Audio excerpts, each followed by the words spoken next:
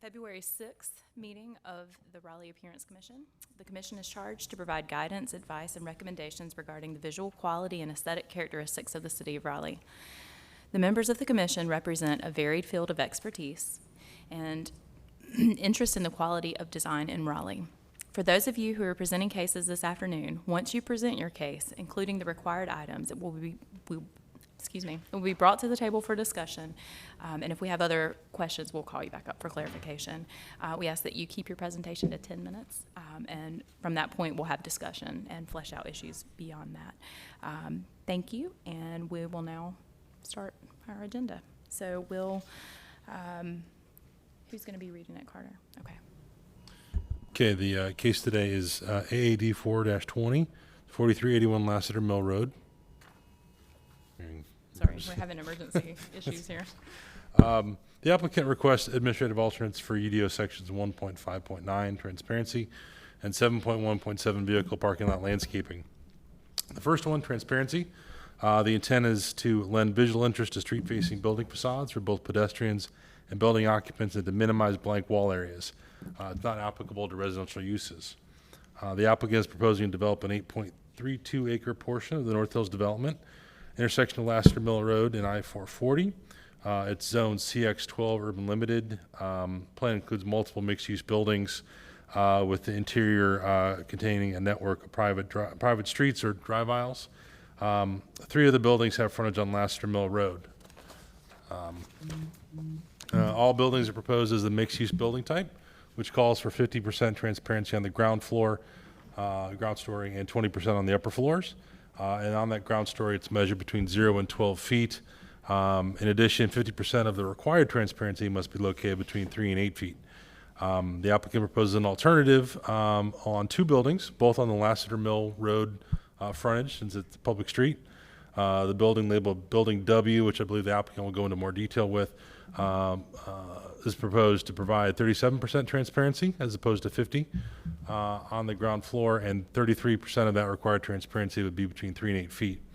The building X, the smaller building, in this case, between 0 and 12 feet, it does meet the 50%, but only 44% of the required transparency is between 3 and 8 feet. I did mention in the staff report there's also an issue with the facade along High Street, but that is considered a drive aisle, and I think we have confirmation that since it's not a public street, it's not subject to it. So determination generally held by the development services. So in lieu of meeting the transparency requirements along the affected frontages, the applicant proposes creating visual interest with a variety of means, including pilasters, brick detailing, perforated metal screening, landscaping, and some canopy detailing, as shown on the attached plans, and the applicant will describe. In terms of the findings for transparency, number 1 is that it meets the intent of the transparency requirements. Number 2, that it conforms with the comprehensive plan and any adopted city plans for the area. Number 3, that the street-facing building facade utilizes other architectural treatments to create visual interest to offset the reduction in transparency. In terms of the vehicle parking lot landscaping alternate, the intent is to minimize the visual impact of large areas of vehicular parking as viewed from the public right-of-way and dissipate the effects of the urban heat island. A well-designed parking lot utilizes landscaped island and clear delineations to break up parking lot into smaller segments. And number 3, tree and shrub planting should not interfere with the pedestrian circulation on the site. As I described the development before, there are a series of drive aisles or private streets in the development. And since these are located on top of 2 levels of structured parking, of course, the buildings on Lassiter Mill look like they're at grade, like the other buildings in the development. That area on top of the parking deck is considered a parking lot, and as such would be subject to the landscaping and screening requirements of the code. As opposed to doing the traditional, maximum 10, usually perpendicular spaces with I guess screening, they're looking at kind of on-street parallel parking or head-in parking, separated by a variety, I believe, of small maturing trees, some ground covers, and some potted plants. And they can go into more detail about that, but they are proposing that as an alternative to the traditional parking lot screening. So. In terms of the findings, similar to the first, it needs to meet the intent of the section of the code. It needs to conform with the comprehensive plan and the adopted city plans. And number 3, that the alternate is considered equal to or better than the standard in the code. I'm happy to answer any questions. Applicant is here with an entourage. So. Excellent. Does anybody have any questions? All right. Will the applicant please step forward and state your name and address for the record? Afternoon. I'm Callie Walker representing Kane for this application, along with Dan Ryder representing Klein Design. So we'll try to keep this brief as y'all requested. I'm going to go through a quick introduction and project overview, and then Dan's going to come up and go through the 2 alternate requests that Carter mentioned. So starting off just with kind of an overview of where we are, I think y'all are familiar with North Hills. We're at the intersection of Lassiter Mill and at the bridge over the Beltline, so that's the corner that we're focusing on. If y'all are familiar with the location of the current JCPenney store, that's our redevelopment area. So I'm sure y'all are aware that over the past few years, big box retailers have had their challenges, and our North Hills JCPenney has announced that they'll be closing this year. So while we're sad to lose them, it also gives us a big opportunity to redevelop the site and the surrounding currently underutilized parking, surface parking and parking decks that are highlighted on the screen here. And the proposed development, which is shown in rendering here, includes 270 residential units, 350,000 square feet of office, and 2 separate office buildings, and then 115,000 square feet of retail, and that's all in the first phase of redevelopment. There's a proposed second phase as well, but we're just talking about phase 1 here today. So as part of the effort in designing the redevelopment, we've tried to focus on walkability and pedestrian experience with a lot of transparency and active retail at the ground floor. And Carter mentioned the 2 facades we're going to be talking about today, and then the third that doesn't apply because it's a private street. All of our other facades would meet transparency if they were required to. They're just on private streets, so they're not considered here. We have wide sidewalks, like I said, active retail throughout the site, and multiple public plazas. So we've got some renderings later. We can kind of swing through some of the public spaces that we're proposing. Additionally, there's a parking lot landscaping alternate request that we'll be going through today. One of the reasons that we're not proposing a large surface lot is because all of our parking is provided underground. So we'll be providing an additional 1,000 new spaces in addition to the existing subgrade deck that exists today. And so these slides are just showing that subgrade parking. An overall shot of the site plan at the ground floor and the second floor, and then I think there are just a couple of renderings. So this is an example of one of the big public plazas that we're offering, again, focusing on that pedestrian experience and walkability, and another shot from the other direction. So I'll let Dan come up now and talk through our 2 alternate requests. Thank you. Dan Ryder with Klein Design. I think we'll start with 7.1.7. I think Carter probably explained it better than I can. This is kind of a unique situation where we've kind of got the top of a deck where these kind of various island and median requirements have kicked in, and instead we're kind of proposing an urban streetscape because the goal is to create kind of these streetscapes and open spaces that stitch together with the new deck, the old deck, and existing North Hills, kind of one holistic pedestrian environment. So I think Carter probably mentioned it as well. From a detailed perspective, all the parking kind of groups end with planters at each end. The parking spaces are grouped, parallel parks are 5 or fewer, head ends are 8 or fewer. I think the standard is 10 or fewer, or a group of 10, so we've kind of exceeded that. You can kind of see the plantings planned here and the amount of trees and streetscape. And then kind of just a general section there, you can see the below grade parking and one of the drives there, archway. We'll just kind of skip through that one. We go to the transparency. So you had the overview. How do I switch to the other PDF? Okay, and I can jump over to the other one. So we'll start on building W, which was the bigger one.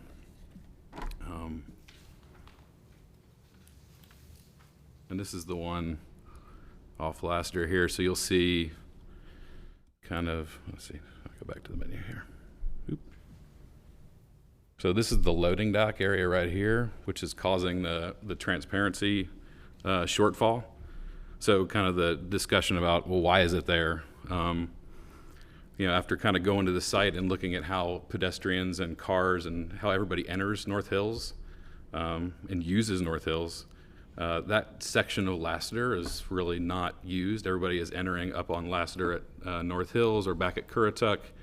And obviously with this new development, there will be a lot of foot traffic in amongst all the retailers. And so we're trying to maintain as much transparency around the retail environment as we possibly can. So it's kind of leaving us with, you know, another, all right, well, where aren't we going to have this big pedestrian environment that we can put this? Because it's got to go somewhere. So after kind of discussions, well, we think maybe the safest place to do it, where we can keep the majority of transfer trucks, trash trucks, box trucks out of the retail environment, is to put it off Lassiter. Lassiter's kind of already built for, you know, truck traffic, and the more trucks we can keep away from pedestrians and off our decks, probably the better off we are. So then kind of discussions started with transportation about this, and kind of discussions about, well, if we have this, can we make the deck big enough that we can have all the truck maneuvering in the dock? So once the truck drives off Lassiter and into the dock, we don't go back out on the street. We don't even go back into the right-of-way or the sidewalk. So that's why you see the kind of big depth of loading dock there. And then kind of the next piece is Duke's transformer vault is kind of that location there. It's a big one because there's 4 transformers and 2 switch gears, so it's a 30 by 60 foot kind of vault that's got to go somewhere close to the right-of-way there, and that was kind of Duke's kind of preferred location. And obviously we want to keep it in the building so it doesn't provide an eyesore anywhere. So that's another reason why that's there. The size of our dock has allowed us to get the doors into the transformer vault hidden in the dock, so we don't have roll-up doors and man doors from that vault onto the sidewalk, which I think is a benefit. I'll jump back to the other PDF to kind of, Bruce Chris obviously goes back into this section, so we're still proposing to put as much transparency there as possible.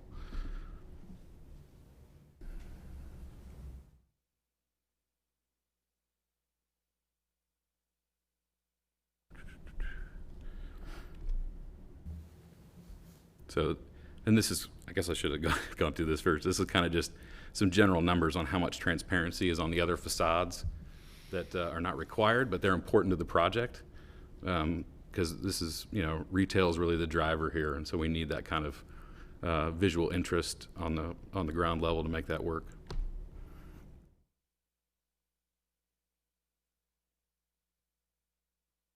So these are the 2 buildings that we'll talk about today.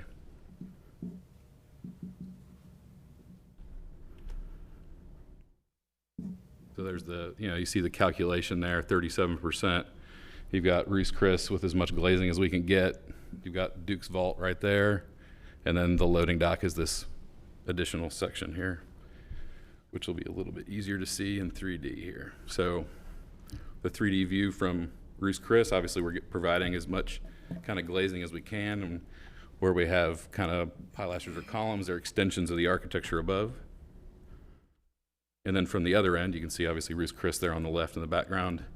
The loading dock, bringing the architecture down to the ground again to make sure that we don't have any big blank walls. perforated metal screens inset into that brick frame, so we get some sort of depth change there. Vertical landscaping at these screens, and then an additional kind of base planter, so you get a variety of levels to the landscape there. Perforated screen obviously would have enough perforation so you can kind of tell what's behind it, but still screen it, because I think some level of transparency is important. And then the section where the vault is, we'll have metal screening there, but obviously the vision beyond that, it'll be a solid wall. Again, you can kind of see where the trucks will be entering from that kind of end there, and they'll be coming back out this way.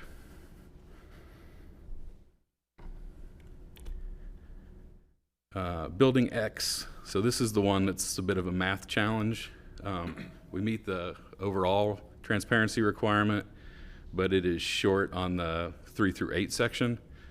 And so I think the building meets the intent. It's essentially pilaster window. The glazing is the full, it goes beyond the 12 feet. It's like 16 feet worth of glass plus a window detail plus a canopy. But essentially, this diagram here shows you what we're running up against. If we take a 12 by 12 kind of square and we take 50% of that, and then we measure that 3 foot to 8 foot swath, we don't actually hit 50%. So if we have glazing that runs from 0 to 12, it becomes exceedingly hard to actually meet the second part of that requirement without going way over 50% in the total number. Does that make sense?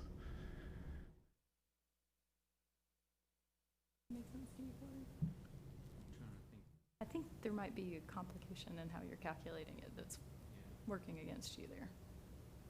But keep going. Oh, no, Keep going. that's why I tried to put it in as simple as a diagram as I could. If we're missing something, I'm all about So the recreating the 50%, calculation. The 50% is like of your whole facade. It's not It's just 50% of the requirement. 50% of the required glass. Right. So half of your required glass has to be within Right. a certain zone. so if all of your glass is essentially 12 feet tall, and you're just at the 50% requirement, you can't meet the second 50% because 5 is less than half of 12, essentially. We keep going through it over and over again, trying to figure it out too. So Carter, I want to ask this question because I think what the way I've always interpreted it, and I could be wrong, this just educate me here, is that 50% of the required amount of glass has to be within that certain zone. So it's not really it doesn't matter how much you actually provide above and beyond, that doesn't work against you. It's just 50% of the required that has to be within that zone. Is that a right? That's what the code says. Yeah. Yeah. 50%, yeah, within the required. Smoother than that. So like I if guess you had a work- certain square footage that was required, that I think you could kind of Right. calculate, right? Only half of that required has to be within the 3 to 8 foot. Right. Okay. All So right, keep going. This is kind of the end of it, right? This is the only crux Okay. of this building. So I think in this diagram, all I'm trying to show is 50% is 72 square feet. So if I take half of that 72, it doesn't actually fit in the 3 foot to 8 foot zone. Right. Okay, we're just gonna look at your pretty pictures and your other calculations and whether it meets the Okay, intent, and that's- we'll move forward. But thank you. So I think, yeah, so that's just I think we stayed under 10 minutes. You're good. Okay. All right. Does anybody have any questions before he sits down? I don't know if there's a rendering of it, but I was looking at this alley that runs alongside Mm-hmm. this side. Do you have any other views of that, or can you tell us a little bit about that area? Obviously, one of the truck entrances is right there, but just kind of the rest of that face and how you see it connecting through. Yeah, I think some of that is still kind of under development here, but it's going to be an extension of this plaza. Yeah. Obviously, we know that at some point we're going to have a paving change that's a terrible drawing. We're going to have a paving change in this zone, so obviously there's an obvious break. So as a pedestrian, I'm obviously in an area where I need to look both directions, things like that. So we kind of view the plaza being able to extend all the way out to the sidewalk. And there's probably in the zones where the trucks cross, we'll probably shrink the sidewalk down as it goes along on the street, because some of this we're going to have some hardscape all the way up to the base of the building. but at the places where trucks cross, we'll shrink it back down. So there's an obvious, we need to get down to this point so everybody's aware of what's going on around them. Yeah, I think for me, I'm thinking about how it connects through to, from the, is that the northeast corner, where the steakhouse is, kind of how that connects through to the rest of the site, just that whole picture. And it looks like if you parked or if you're walking from the interior of the main retail space out through the steakhouse or Long Lassiter, that's just what I'm interested in how those two areas connect.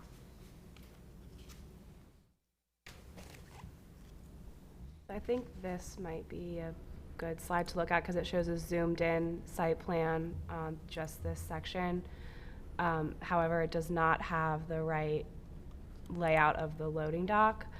I think it's important to note too that this national retailer is going to have outdoor display along here.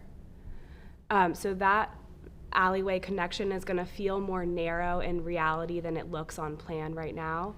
And additionally, we actually just had a meeting with transportation this morning. This drive is going to shrink by 2 feet this way.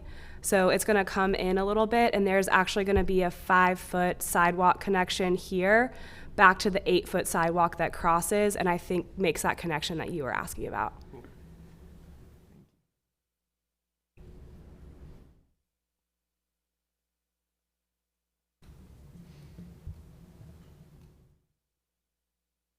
Any other questions? All right, we may call you back up. Is there anybody from the public who wants to be heard? I'll make a comment. Do I need to come to the podium? And state your name and address. Thank you.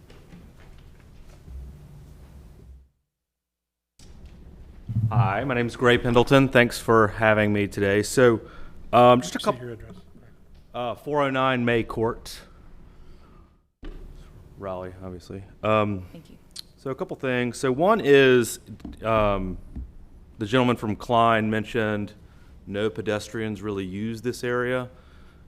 That is the primary area I use with my family, as do many other families in the community. I understand North Hills' desire to create a community amongst themselves, but it's also important that they integrate with the community around them, the community that was there before Kane took ownership.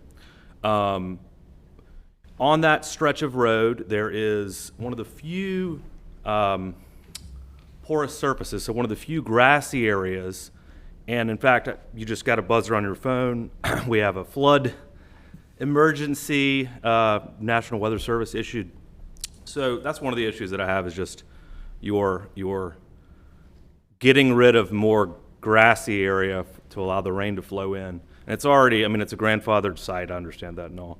But along that whole stretch, as it currently is, there's grassy areas and trees. It's as it's been for decades. And I just feel like to allow these large buildings so close to the road right there is not being a good neighbor with those in the neighborhood across the street directly and to those across the highway that might use that area. So those are my comments there. I know there's not really that many usable spaces to integrate loading and unloading docks, but if they shrunk the footprint of the buildings, they could allow for trucks to move in and work under the buildings. There's plenty of developments throughout the country that use that sort of construction technique to allow loading and unloading.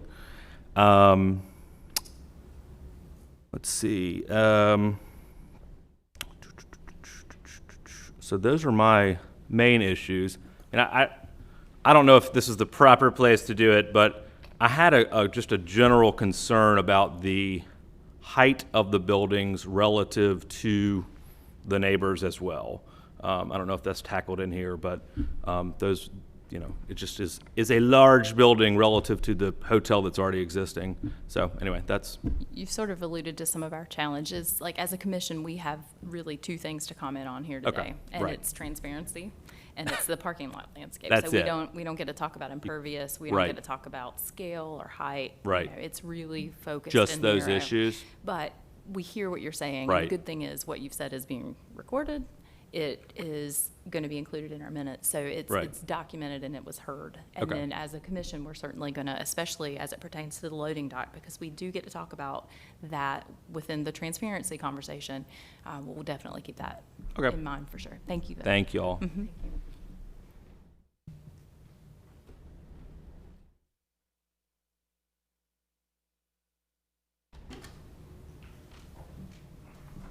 Hello, I'm Patrick Martin. I live at 300 Foxhall Street, which is just 4 blocks away from this. I really hadn't intended to speak here today. I was just coming to observe because I'm the chairman of what was formerly known as the Midtown CAC, and lots of people in the area are concerned for the same reasons as this gentleman. They're going to really hate to lose the big willow oak trees that are, 60 or 70 years old along Lassiter Mill. And, okay, well, we're looking to commissions like yours to, speak for beautifying, what is built. But I am a little concerned about the loading dock position here. The illustration we just saw, they're entering from the east and exiting, or no, they're entering from the west and exiting to the east. And right there is the traffic light and crosswalk for residents coming out of the North Hills neighborhood going over to North Hills. And it's a wonderful crosswalk right now. You push that button and the light changes. But this is introducing a whole lot more people, and that just seems like a very strange position for a loading dock. So I heard what you just said about you're only concerned about the surface appearance of the loading dock, but that just seems like a very strange place to put a loading dock, and trucks pulling in and trucks exiting, especially right there next to the one traffic light that allows people to cross the street. It's going to be a steady stream of trucks all day. It's unusual. Absolutely. Thank you. All right. So, let's talk.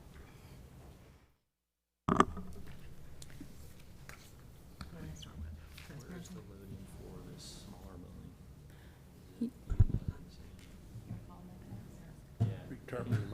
Can you tell me about the smaller building, where the loading is for that? Are you utilizing the main loading for that building as well? This loading dock will serve that tenant as well as kind of the existing tenant here.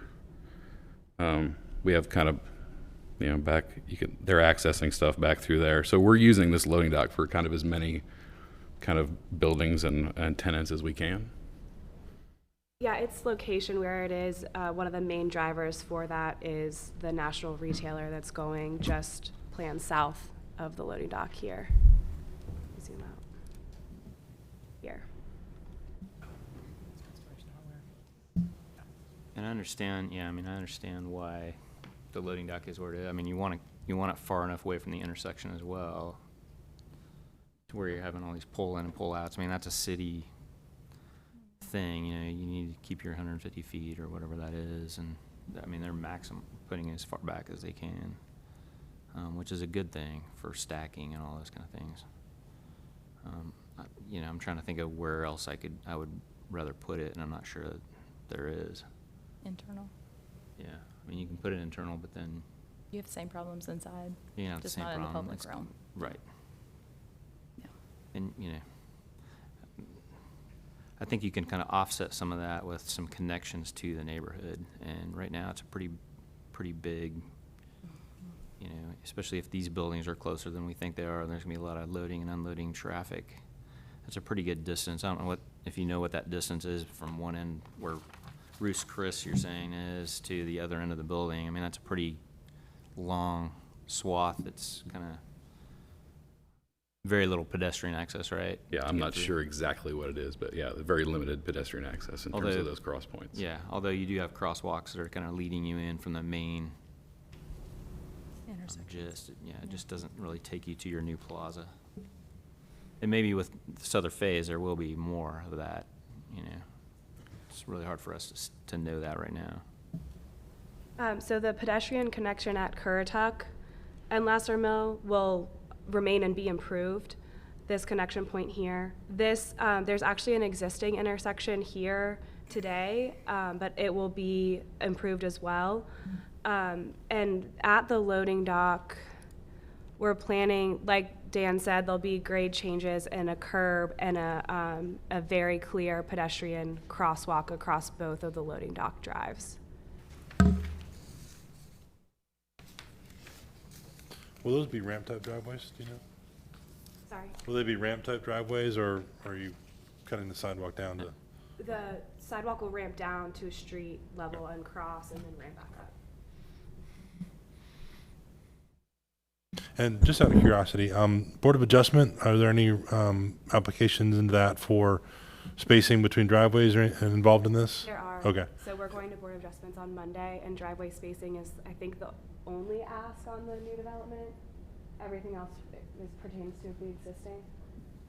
So it's just driveway spacing for Board of Adjustments. For the new development, unfortunately, we have to go for all 31 acres, so we're talking about everything that exists on six Okay. floors today. How much of the program is residential versus commercial? Just out of curiosity. How much? Yeah, of what we're looking at here. Like how many apartments or, The last number was, So there's 270 apartments, 350,000 square feet of office, and 115,000 feet of retail. Say the office versus residential square footage is probably pretty comparable, yeah, it's similar. around the mid 300,000 feet.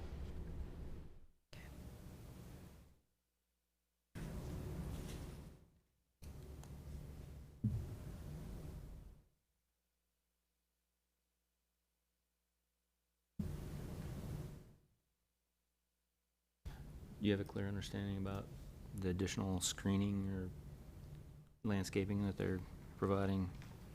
I mean, I mean, there's some limited, you know, there's city required kind of along the side, you know, between the sidewalk, right, and the street. I mean, I appreciate, this is just a comment.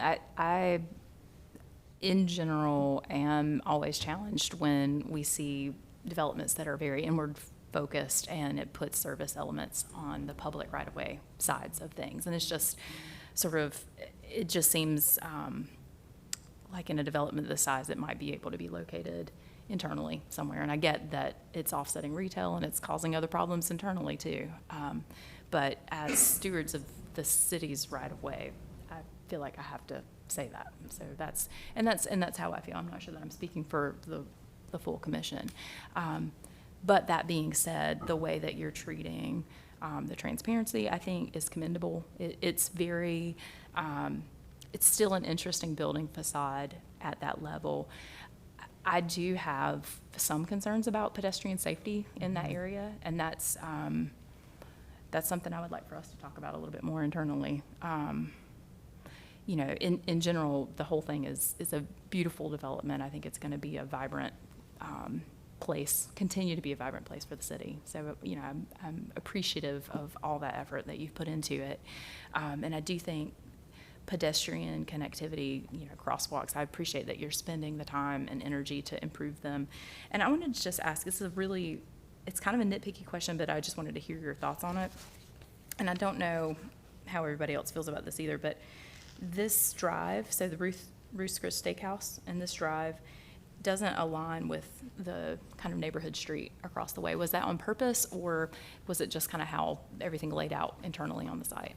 I actually think that was required when North Hills was first developed. As part of the original site plan was that it would not align. Interesting. Thank you. It is. Mhm. Hey everybody, I'm TJ Behringer with Kane Realty also.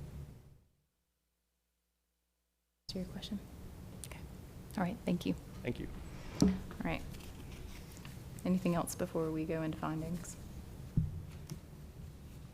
No? All right, well, let's start with transparency.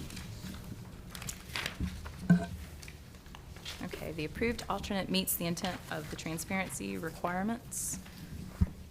And specifically, we're talking about we've got two transparency cases. One is the one where the loading area is at building W.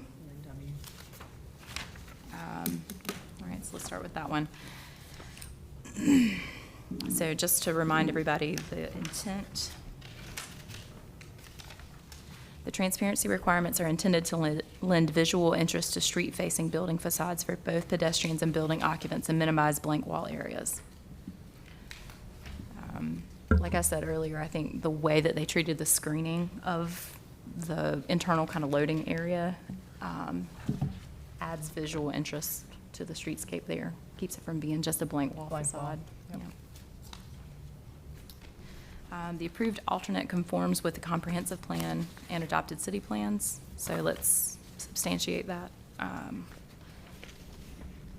think policy LU 5.1. LU 10.1. Policy UD 1.2 and 1.3. All right. And the street-facing building facade uses other architectural treatments to create visual interest to offset the reduction in transparency. Substantiate that. And I think it does just from the screens and the being able to see into the space. All right. So do we want to, are there any conditions we want to put on this? Or are we good with it as it stands from a transparency standpoint? I'm fine All with right. building W. All right. Who wants to make a motion for building W? Motion to approve. Second. All in favor? Aye. Aye. All right, so let's look, the next one is building X? Is that right? W. Building W. Oh, no, sorry, X, It's yeah. X, okay, building X. All right, so that's the, And I, what and looks I, like restoration hardware. right, and I agree, I don't know that the calculations, which is good, I don't know if the calculations were right. Staff will tell you if they're not. Right, Have you, I They're very mean, good about that. they know how to calculate it, yeah. So I'm assuming they're below, but I mean, I think they've given a good intent. Oh, yeah. They've given a good shot Absolutely. at it. So, yeah. So definitely when I look at that street facade, I it's. don't yeah, think it lacks transparency or Mhm. visual interest in any way. Absolutely, and they're 6% short if, Yeah, between I the mean, 3 and 8 foot, and the 50%'s met overall. All right, so let's go through building X, excuse me. The approved alternate meets the intent of the transparency requirements, and I think we agree it does. The approved alternate conforms with the comprehensive plan and adopted city plans, so let's substantiate that one. Policy UD 1.2 and 1.3 again. Right. I think UD 2.3. 2.3. Anything else? You say LU 5.1? You can say that. I didn't say that one. LU 5.1. Okay. All right. And the street-facing building facade uses other architectural treatments to create visual interest to offset reduction in transparency. And I think we think it does. So do I hear a motion? Motion to approve. All in favor? Aye. Aye. All right. So let's move on to parking lot screening.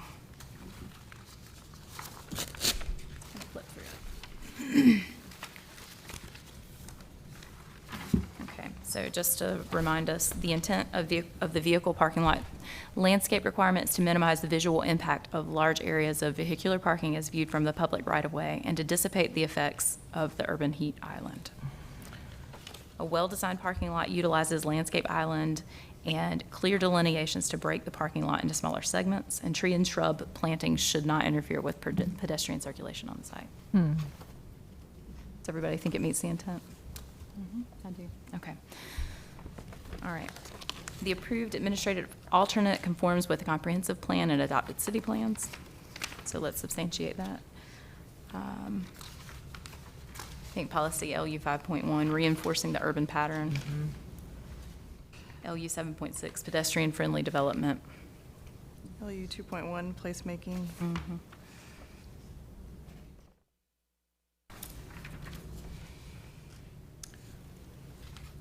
And I think UD 3.11, parking structures.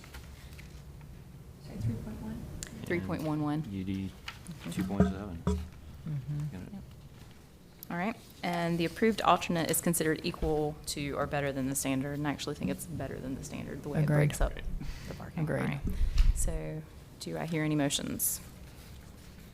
Motion to approve. Second. All in favor? Aye. Aye. All right, thank you very much. Thank you.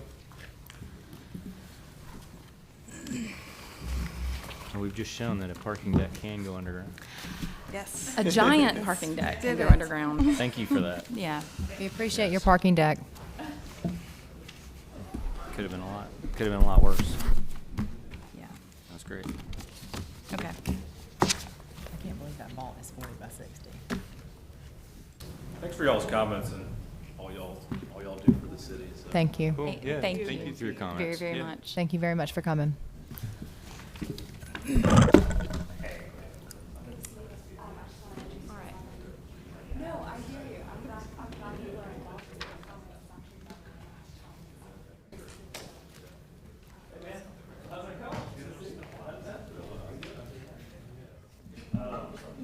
We didn't make our agendas for ourselves. What's next? Oh. We leave. I'm just kidding.